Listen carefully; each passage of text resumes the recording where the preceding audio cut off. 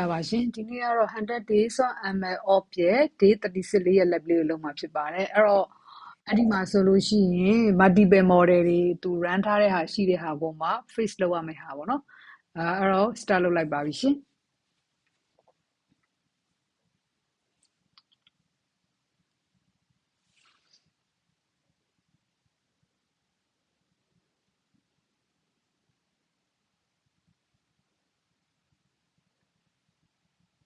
တုတ်တင်ခဏဆောင်ပေးရပါမယ်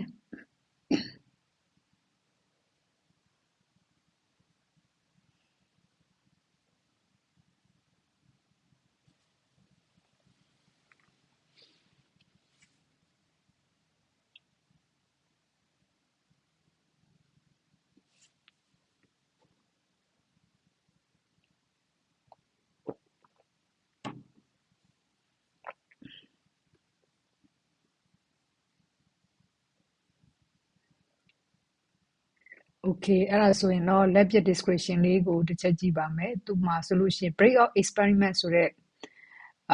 ဒီ Python file လေးတစ်ခုရှိရဲအဲ့တော့အဲ့ဒီ file လေးကိုအရင်ကြည့်လိုက်မယ်SRC အောက်က model အောက်က break off okay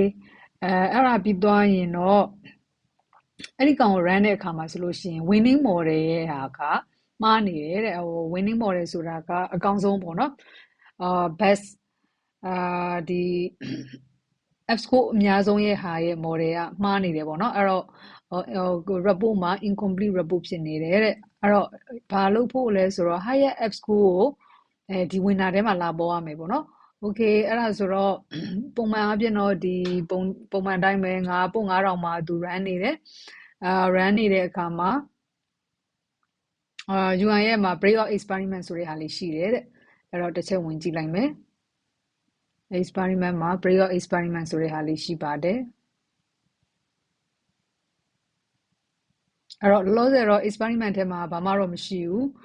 okay အဲ့ဒါဆိုတော့သူဘာလုပ်ရမလဲဆို train.csv ဆိုတဲ့ဟာရှိတယ်အဲ့တော့သူကဒီမှာဆိုရင် train.csv က front detection ရဲ့ data အောက်မှာ train.csv ဆိုတဲ့ဟာလေးရှိတယ်အဲ့တော့သူပြောထားတဲ့အတိုင်း line 200ကျော်ရှိတယ်ပေါ့နော်နောက်တစ်ခုကကြတော့အဲ့တော့ balance ကဒီ training data set ကကြတော့ imbalance ဖြစ်နေတယ်70-30ဖြစ်နေတယ်ပေါ့နော်အဲ့တော့ binary classification အတွက်သူက experiment လုပ်တာလို့ထင်တယ်ပေါ့နော်ဒီမှာ binary classification ဆိုတော့လေ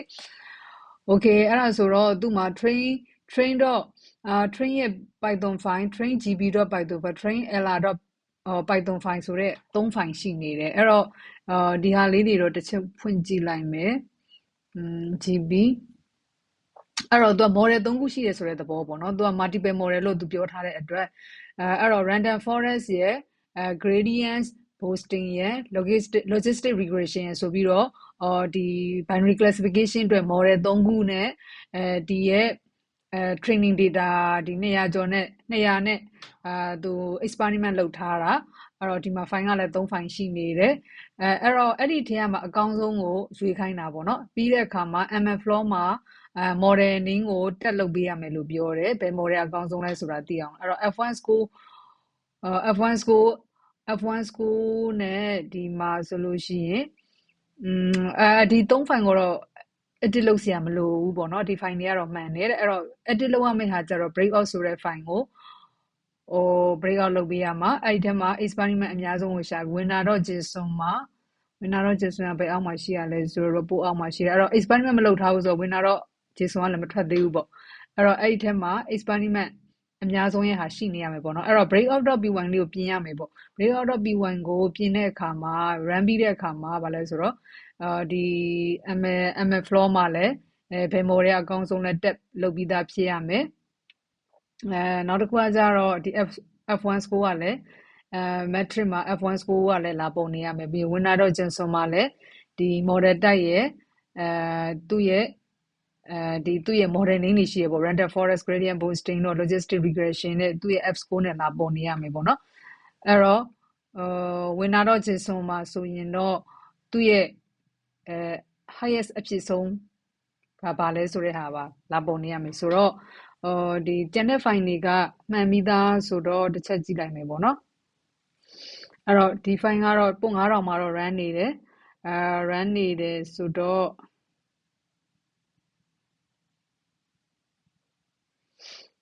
run နေတယ်ပေါ့နော် run နေတယ်ဆိုတော့တစ်ချက်ကြည့်လိုက်မယ်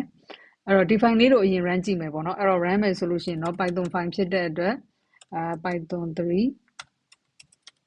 root အောက်က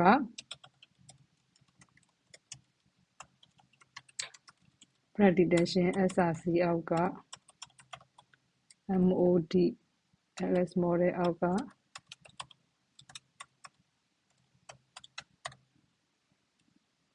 okay အဲ့ဒါဆိုရင်တော့ဒီ rf ကဘာလဲဆိုတော့ random forest ပေါ့နော် random forest copy ကူထားလိုက်မယ်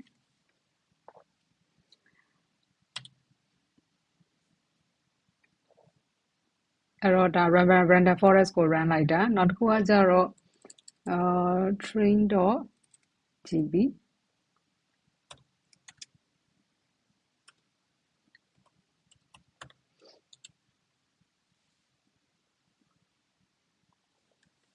train.gb နောက်တစ်ခုကကြတော့ train.lr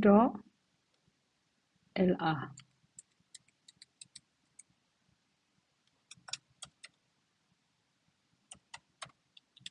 တော့ model 3ခုsorry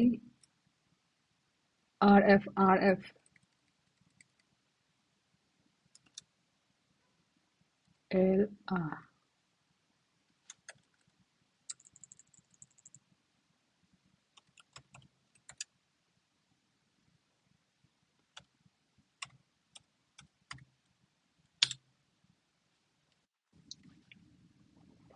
okay အဲ့ဒါဆိုရင်တော့ logistic regression ကို run လိုက်တယ်ပေါ့နော် LR logistic regression ဟိုဟာကကြတော့ GB ကကြတော့ gradient boosting LR ကကြတော့ logistic regression RF ကကြတော့ random forest အဲ့တော့ဒီ classification model 3ခုကို run ပြီးသွားပြီဆိုလို့ရှိရင်တော့ခုနက break off ဆိုတဲ့ဟာလေးရှိတယ်အဲ့တော့သူနဲ့compare လုပ်တဲ့ဟာလေးပေါ့နော် break out ဆိုတဲ့အဲ့တော့ break out လေးကိုတစ်ချက်ကြည့်လိုက်သူကကြတော့ break out ကကြတော့ဘယ် model ကအကောင်းဆုံးလဲဆိုတဲ့ဟာကို winning.json မှာပြပေးတယ်လို့ပြောတယ်ပေါ့နော်အဲ့တော့sorry ပါဒီမှာ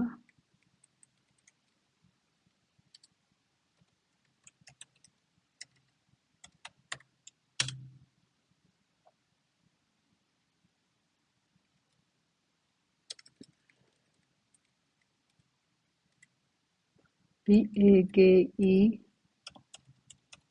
breakoff.py okay အဲ့ဒါဆိုရင်တော့ F1 score ကဒီမှာwinner ထဲမှာဒီမှာထွက်လာလိမ့်မယ်အဲ့တော့ F1 score က 0.4 ကတော့အများဆုံးလို့ပြောတယ်အများဆုံးဟာထွက်လာတယ်ပေါ့နော်အများဆုံးဟာထွက်လာတယ်ဆိုတော့ဒီမှာတစ်ချက်ကြည့်လိုက်ပါမယ်run ထားတဲ့အခါမှာဒီမှာဆိုရင် logistic regression ဒီဟာလေးကိုတစ်ချက် F1 score လေးကိုထုတ်လိုက်ပါမယ် okay အဲ့ဒါဆိုရင်တော့သူ့ထဲမှာ F1 score အမြင့်ဆုံးက 0.5 logistic regression ဒါပေမဲ့လို့သူ့မှာက 0.4 ဖြစ်နေတယ်အဲ့တော့လွဲနေတယ်ပေါ့နော်ဒီလွဲနေတဲ့ဟာတွေကို face လုပ်ပေးရမယ်အဲ့တော့ break out ကိုတစ်ချက်သွားလိုက်ပါမယ်break out ကိုတစ်ချက်သွားလိုက်ပြီးတော့အဲ့တော့ဒီနားမှာလည်းသူပြောထားတယ်ပေါ့နော် model type မှာဒီဘယ်ဟာက model type မှာ model တွေရဲ့ဒီ experiment name ကို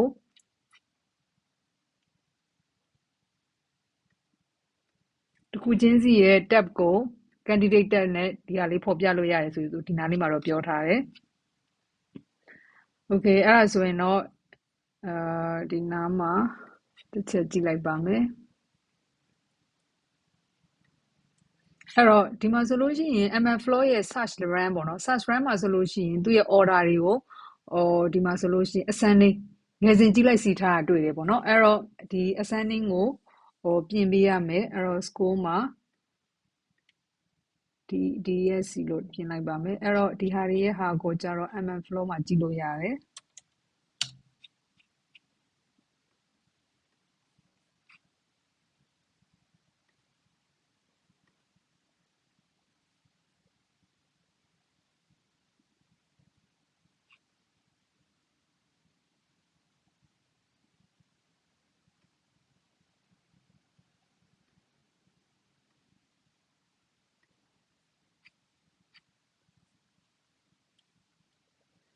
အဲ့တော့သူ့ရဲ့ experiment ကိုဒီ sub run မှာဆိုလို့ရှိရင် experiment တွေကိုသူ့ရဲ့parameter တွေပေးလို့ရတယ်parameter မှာ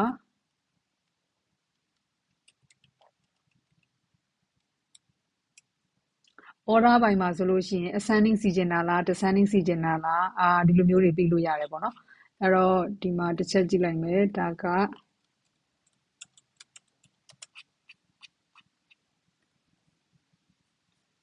okay အဲ့ဆိုတော့ဒါကို descending လို့ပေးလိုက်တယ်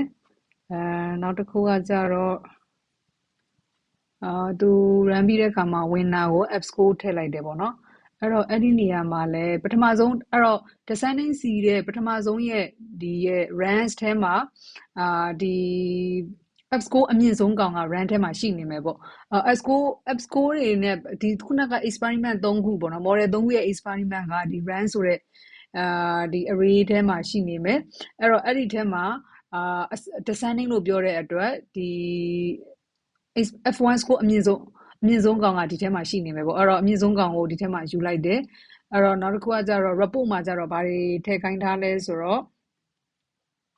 ဒီ winner ID ရှိမယ် F1 score ရှိမယ်နောက်တစ်ခုကဘာတွေထည့်ခိုင်းထားလဲဆိုတော့ model type ရဲ့ run ID ရဲ့ F1 score ရဲ့ model type ထည့်ခိုင်းထားတယ်အဲ့တော့ဒီနားမှာmodel အဲ့တော့အရှိမလည်းသူပြောထားတယ်ပေါ့နော် model type ကိုထည့်တဲ့အခါမှာဒီတိုင်းထည့်လို့ရတယ်လို့ပြောထားတယ်ဆိုတော့ဒါလေးတိုင်းယူလိုက်မယ် model type အဲ့တော့ဘေးဟာလဲဆို winner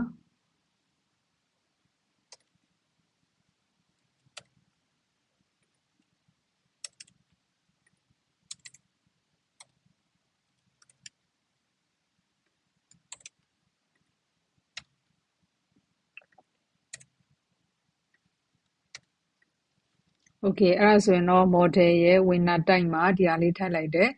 ID ထည့်လိုက်တယ်နောက်တစ်ခါကျတော့ winner ရဲ့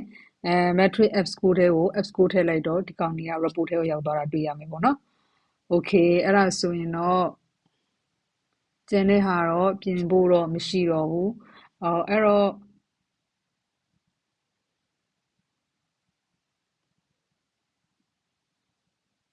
ML floor မှာဘာတွေကြည့်လို့ရလဲပေါ့နော် ML floor မှာအဲ့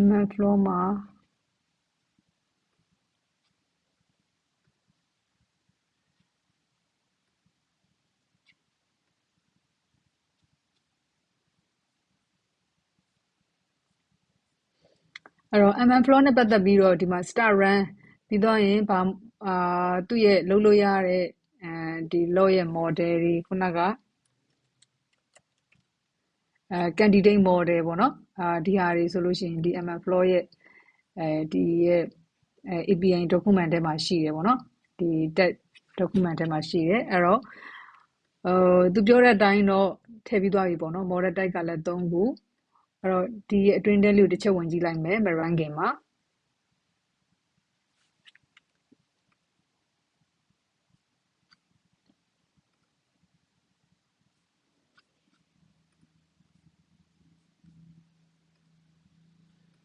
အဲ့တော့ဒီမှာဆိုရင်ဘာမှရေးထားတာမတွေ့ရဘူးအဲ့တော့ experiment လုပ်ကြည့်လိုက်မယ်ပေါ့နော် experiment ခုန run ကြည့်လိုက်မယ် run ကြည့်လိုက်တဲ့အခါမှာ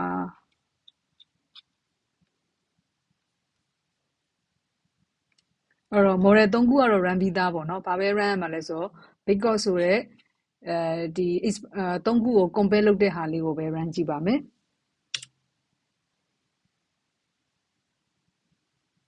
okay အဲ့ဆိုရင်တော့ဒီဟာလေးစလုံးပေါင်းမှားနေတာလေးပြင်လိုက်မယ်ဒီနားမှာtest.candidate လို့ရေးရမှာပါ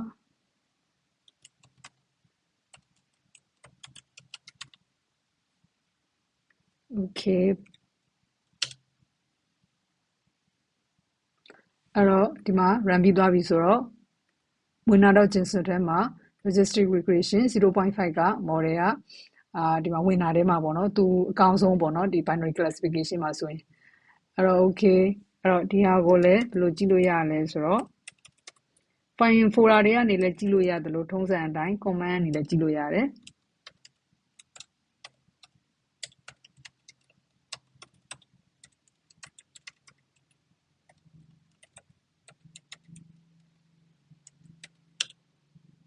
Okay အဲ့ဒါဆိုရင်เนาะဒါ command အနေကြည့်တာပေါ့เนาะနောက်တစ်ခုကဘာကြည့်ရမလဲဆို mm floor ပေါ့เนาะ mm floor မှာပါ compare လုပ်ခိုင်းထားတယ်ဆိုတော့ mm floor ထဲဝင်လိုက်မယ်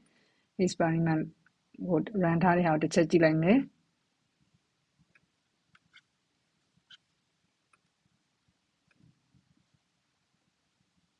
အဲ့တော့ဒီမှာဆိုရင် candidate ထည့်ခိုင်းတဲ့ဟာလေးပေါ့เนาะဒီမှာဆိုရင် candidate tab မှာ register regression ဒီထဲမှာဆိုရင်ဒီမှာ gradient boosting နောက်တစ်ခုကကျတော့ random forest မှာဆိုရင်တော့ random forest ဆိုပြီးတော့မြင်ရမယ် okay ဒီဟာကို candidate ကိုလည်းဖော်လို့ရလားတစ်ချက်ကြည့်လိုက်မယ် okay ဒီလေးဖော်လိုက်မယ်အဲ့တော့ဒီမှာဆိုရင်ဘယ် model အကောင်းဆုံးလဲဆိုတော့logistic regression အကောင်းဆုံးပေါ့နော်အဲ့တော့ဒီတိုင်းလိုက်ကြည့်လို့ရသလိုဒီကနေလည်းcompare ဆိုပြီးတော့နှိပ်ပြီးတော့ကြည့်လို့ရတယ်အဲ့တော့ compare လုပ်ကြည့်တဲ့အခါမှာသူ့မှာ logistic regression ရဲ့သူ့ရဲ့ဒီမှာ gradient boosting random forest ရဲ့သူက logistic regression အကောင်းဆုံးဆိုတာကိုတွေ့ရမယ်ပေါ့နော် compare လုပ်ပြီးတော့ကြည့်လို့ရတယ် okay F1 score တွေ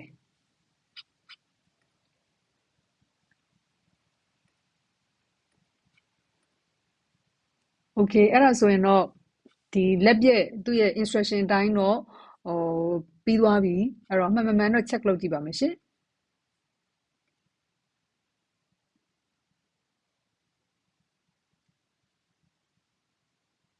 Okay အဲ့ဆိုတော့ဒီနေ့လက်ကလေးကတော့အောင်မြင်နေပြီးသွားပါပြီ